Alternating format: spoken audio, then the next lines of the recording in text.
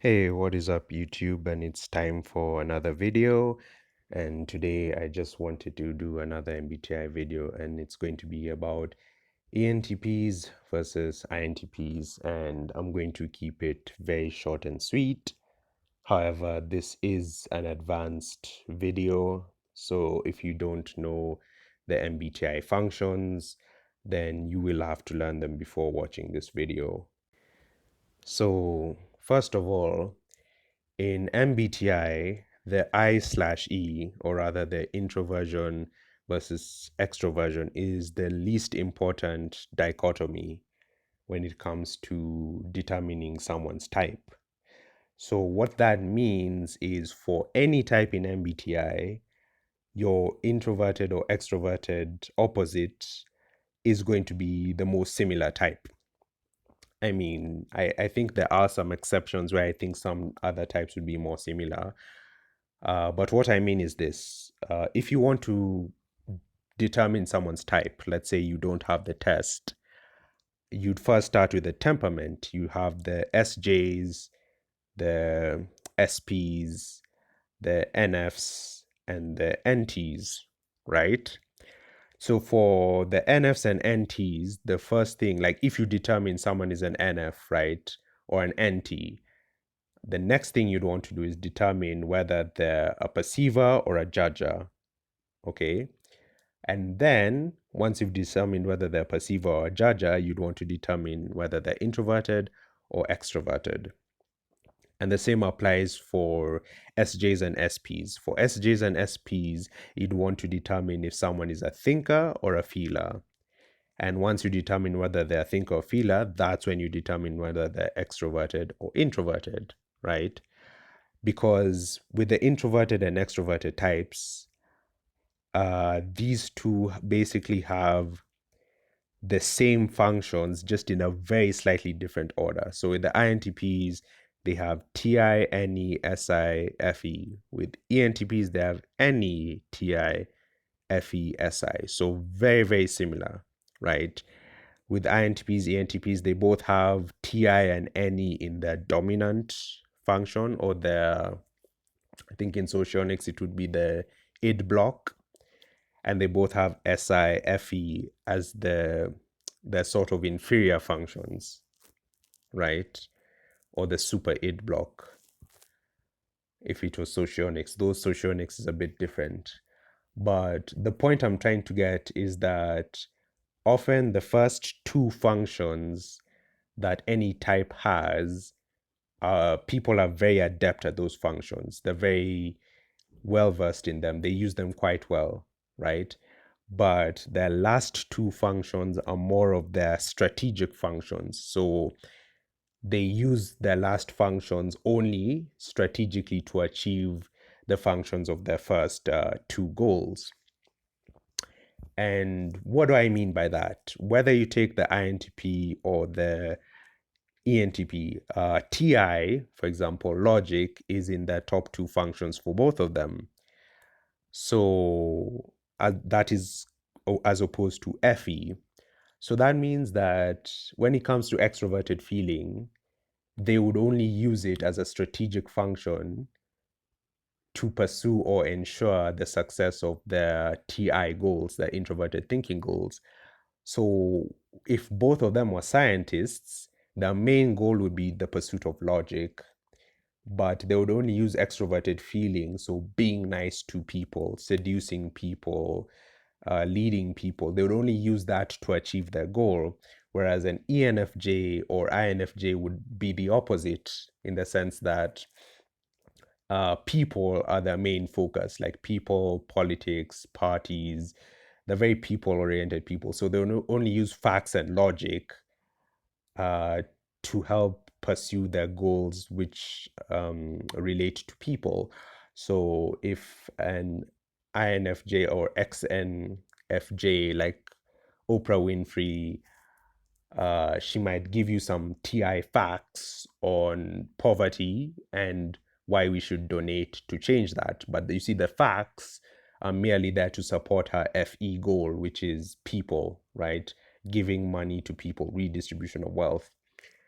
An INTP or an ENTP, the use of FE is strategic, right? So their goal could be they want funding for research, research like the cure for cancer, or they want to build a rocket, or they want to build a nuclear bomb. So they know that, oh, some human interaction is required, some connection with their benefactors is required. So that's when they'll start to think, okay, how can I throw a party to convince these guys to fund my research? You see two very different goals, right? But essentially, both of them are similar in that sense. But now I'll break down the differences. But first, both of them, they seek and pursue knowledge for its own sake, and they're less likely to be concerned with the material world. As I've mentioned in other videos, ENTPs and ENFPs, their dream goal in life is to just be a backpacker that traverses the world with everything in their backpack, learning about different cultures, different places, and just reading books off of the internet. That's really their dream goal. INTPs do not have such a strong need for the external world, so they are more likely to read at home. Like, yeah, they'll just stay at home or within their city, and or maybe they'll travel a bit, but not as much as the ENTP or ENFP. They'll just uh, go where they need to, just reading books and having discussions online. That's what the INTP would do. Again, both of them don't really care that much about money, right? So those are some of the similarities. And both tend to be extremely devastating at debate. Very, very devastating. You really don't want to debate an INTP or an ENTP. That TI logic is so sharp, they will just cut through any BS, right? Ultra, like, really devastating a debate. Like, if you had a lawyer, you'd want an XNTP to be your lawyer, hands down. Okay, hands down, you'd want them to be your lawyer. Now the thing is, both of them can be avid readers. They love to read a lot. And when I say that the IE matters the least, like introversion versus extroversion, it means both types, like the things I'm about to mention, both types do these things well compared to the rest of the MBTI. It's just compared to each other, there's a bit of difference, like one is slightly better than the other. So, for example, with this point about them being avid readers, the main difference is depth versus breadth.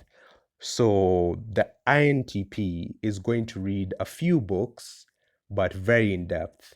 The ENTP is going to read a lot of books, but less in depth. But the INTP, compared to all other types apart from the ENTP, is still going to read the most, because any users love consuming information, and TI users love consuming logic related informations. Any users with FI are more likely to consume people related information. So both of them are consumers of information, but the ENTP is a bit more broadly read because, as we know, the most famous ENTP is Da Vinci. But INTPs do love, they will read, like, I mean, I literally posted a video about the 60 plus books that I've read, right? However, those 60 plus books are really just four categories. It's just business, psychology, one or two philosophy books, I believe, and yeah, and maybe one book on fitness, right? So it's really just four topics. So if it was an ENTP, it might be the same number of books, maybe even less, but the point is the width, right? The span. So an ENTP would read a book on, economics, politics, physics, philosophy. Oh yeah, there's some physics books that I've read. Physics, chemistry, biology, really all the subjects you took in high school, they will read. So yes, both of them can end up reading the same number of books, but it's like maybe the INTP will read 7 books.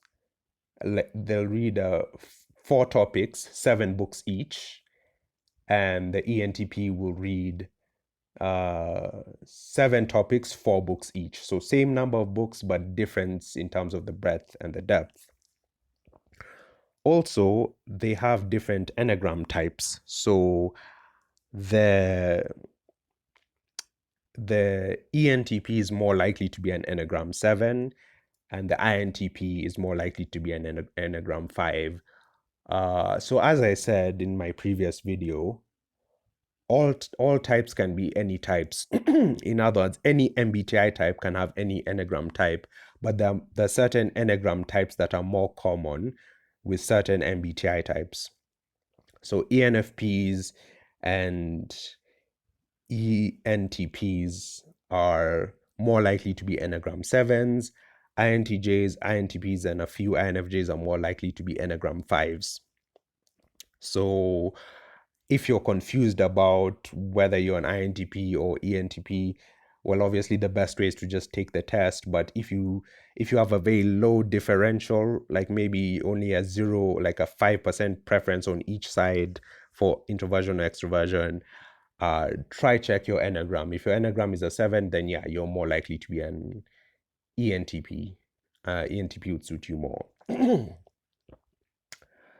So next, there's a difference in terms of perception and judgment. And I've always said, with the exception of ISTJs and INTJs, the closer your functions are together, the more balanced your opinion is and the better it is. And what I mean by that is when you have two functions of the same, two different functions of the same category. So what I mean is perceiving functions. Like if you look at the INTP, they have TI followed by NE and SI. So NE and SI are both perceiving functions, right? So for an INTP, it's TI, a judging function, NE, SI, perceiving functions, and then FE, a judging function. For the ENTP, it's NE, which is a perceiving function, TIFE, which are both judging functions, and SI, which is another perceiving function. So when it comes to INTPs, the perceiving functions are closer together. And I personally think it makes your opinion more well balanced and it's just better. So what this means is both of them, right? As I said, these types are very close. So both of them generate ideas, both of them can improve ideas, but in general, the INTP will be the idea improver and the ENTP will be the idea generator. So INTPs can still generate ideas, but ENTPs will generate more ideas. ENTPs can still improve ideas, but INTPs are better at improving ideas. So again, these two types are very close. It's just they do certain things better than the rest of the MBTI types, but distinguishing the two, there's some minor differences. So again, when it comes to information, right? The perceiving functions, you have NE and SI. So what does this mean? NE is about ideas, concepts, theories, right, that are new, whereas SI, introverted sensing, is about solid, concrete information. So for example, let's say an INTP wanted a pair of headphones. And let's say the most common brand of headphones that most people know about are Beats and Bose, right? So the INTP is like, okay, since I'm a extroverted, I have extroverted intuition, I want a new pair of headphones. I want something different that maybe not everyone uses, right? But at the same time, that new idea still needs to have some proof backing it up. So maybe they might decide, let me choose some Sennheiser headphones because from the research, yes, these are headphones not as many people know about, but they still offer sort of the same quality, but at a lower price.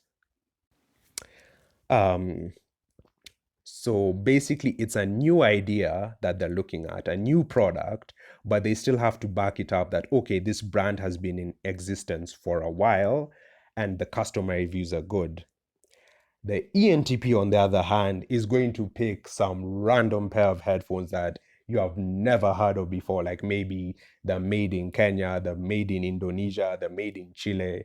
So a company with no track record or anything like that, as long as the specs sound good, they're like, yeah, yeah, these headphones, they're promising, like, I don't know, 44 millimeter drivers, or they just sound really amazing and they sound cheap, like, oh, 20-hour, 40-hour battery life, but it's completely untested, right? So they'll buy brands that you've never heard of, right?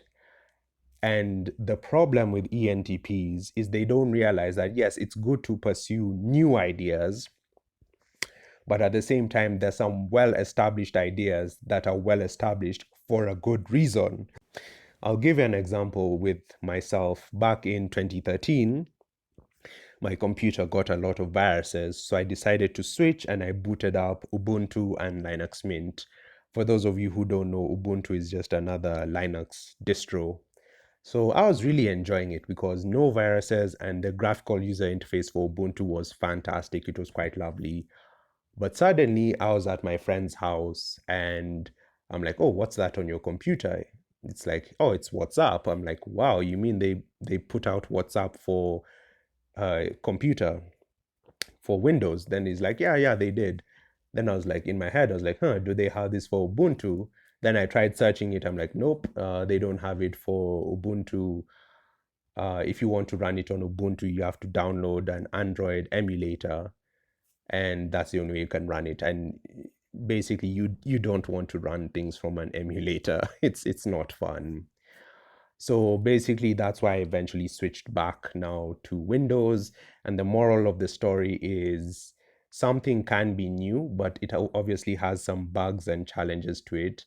There's certain software that wasn't supported by Ubuntu that natively runs on Windows, right?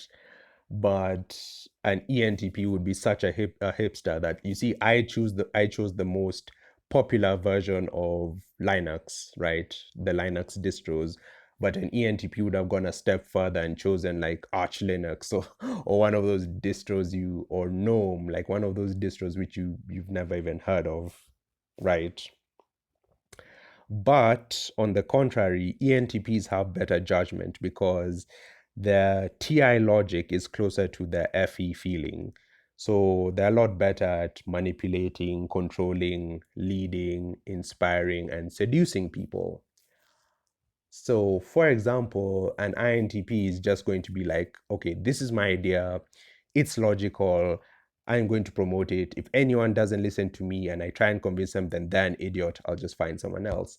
And ENTP is like, okay, this, they'll have the same idea in their head and they'll be like, okay, this is a very good idea, but knowing people, they're not going to listen to it.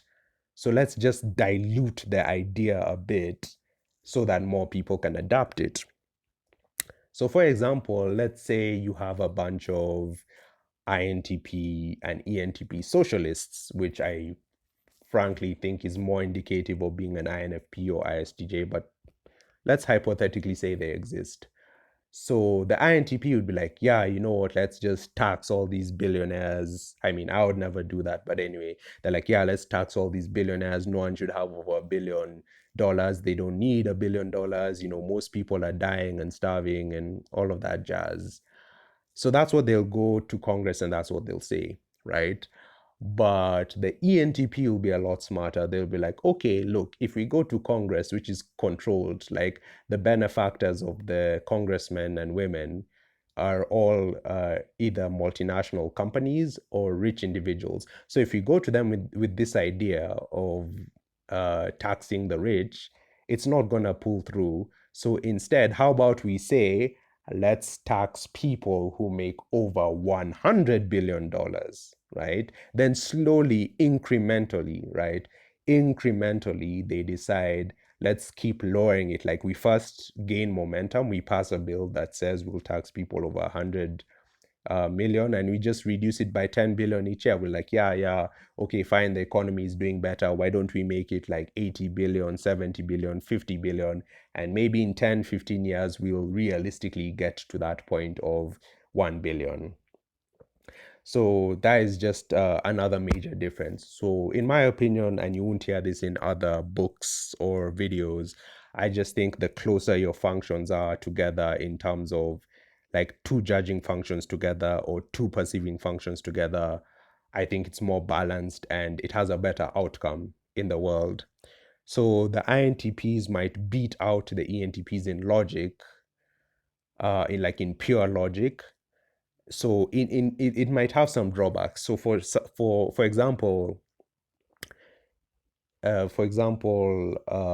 ENTPs, the FE might subconsciously influence them without them realizing it. They might decide, oh, this makes logical sense. They might think something makes logical sense, but they only think that because society thinks that. Whereas the INTP, because the FE is further, they're like, they would be aware of that. They would be aware that people only believe something because that's what society believes. But just because society believes it doesn't mean it's true, right? And the same goes for INTPs. They might be a bit more cautious when exploring new ideas. They're like, oh, okay, this idea is like really, really, really new and random. I'm not really sure it would work, and maybe it would work, but their SI is too close to it, so they wouldn't really give it a shot. Okay, so those are all of the major differences I could find. If you know any more differences between INTPs and ENTPs, feel free to leave them in the comments. If you agree or you disagree with something, feel free to leave it in the comments. But I think I've covered it. I mean, obviously, there's some obvious differences, right? I didn't want to cover the obvious differences that obviously ENTPs are likely to be more outgoing, more popular, and such. INTPs are more introverted, stay at home. But I don't think those differences are very relevant because I think ENTPs sometimes can be the most introverted extroverts, if you can put it that way. In the same way, I think ISFJs can be the most extroverted introverts, or INFJs as well. But overall, those are the major differences. And it's true that some ENTPs are more into business because they invent things. Maybe that's what I didn't mention, that if you were to sum up the INTP in terms of adding up every function in that order, what would you get? The INTP is someone who discovers underlying principles. So all of the scientists, all of the good scientists apart from Newton, they were INTPs. They were discovering what are the underlying principles that govern the universe. But if you are to summarize the ENTPs, they would be innovators, so people who come up with new products, right? So they are interested in the underlying principles, but only insofar as it helps them come up with new tangible products that can be used. So, like an INTP would discover radio waves, and ENTP would make headphones, right? That's another distinguishment. But as I said, these two types are very close. So they can do either. You might find it's an ENTP who discovered radio waves, and you might find it's an INTP that made the headphones. Yeah. So I hope you like this video and tell me which type you want me to compare next.